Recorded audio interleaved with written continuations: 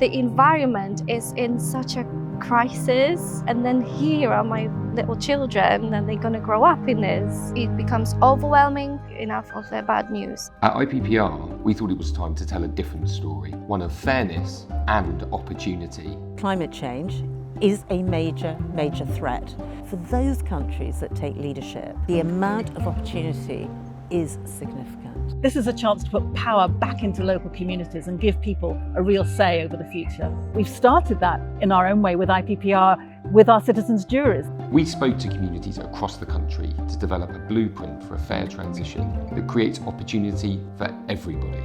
Involving the general population in decision making is so important. You can speak to any person along the beach and they'll know someone or have a family member that works in oil. It's got to be fair to the workers. They need to be taken on board and have a say. You cannot leave anybody behind in this fight for climate change.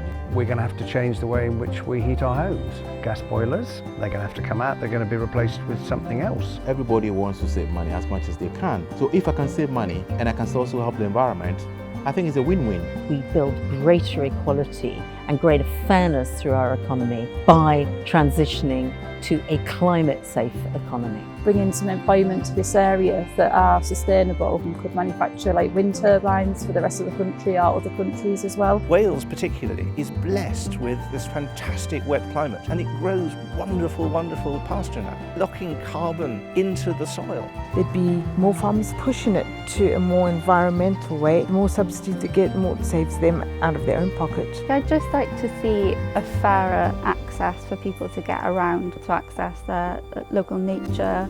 In the countryside, the lack of public transport means that you are absolutely dependent on a car. Ultimately, local public transport needs to be free to encourage people to make the shift. Enhance people's lives rather than just look at top-line growth. This is the opportunity to get both fairness and a greener society at the same time. A zero carbon future is absolutely achievable, but we've got to get on with it because we haven't got a lot of time.